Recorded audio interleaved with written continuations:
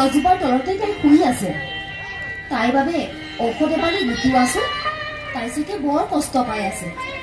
নিশ্চয় দিম, নহ'লে তাই বৰ কষ্ট পাব নহয়। এটা কথা শুনি ক'লা, মই যে তোমাক বিচাৰিছিলো, তোমাৰ লগত মোৰ কেইটামান ডাঙৰ কথা আছে। কি কথা পিতা? আপোনাৰ প্ৰতি শুভ দৃষ্টি আছে। যদিও শনিৰ অলপ বক্ৰ দৃষ্টি পৰিছে, তথাপিও একো চিন্তা নাই মহাৰাজ। ই আপোনাৰ বিশেষ একো অপকাৰ কৰিব নোৱাৰে। তেনে ক্ষেত্ৰত তুমি তোমাৰ পিতৃদেৱো গৈছিল, কিন্তু সকলো যুক্তি, সকলো সম্পৰ্ক। আৰতী, তুমি ইয়াতে অলপ জিৰণি লোৱা।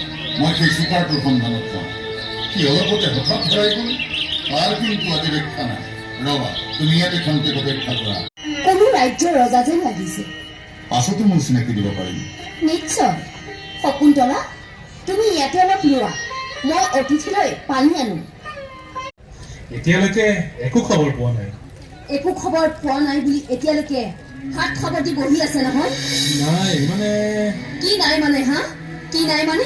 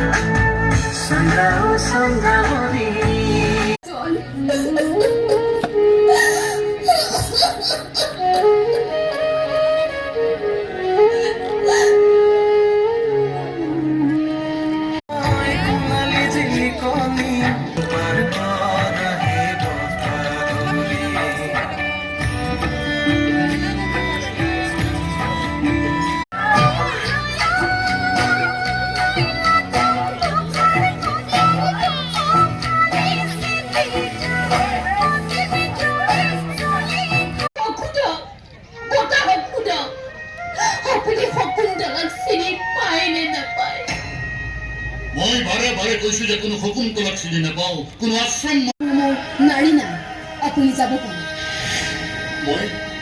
মই দুষ্মন্ত শকুন্তলা, মোক তুমি চিনি পোৱা নাই। মহাৰাজ, সখী, তুমি মহাৰাজ। ৰাজধানী হবা, সন্মানেৰে মই তোমাক ৰাজধানীৰ মৰ্যাদা দিম। শকুন্তলা,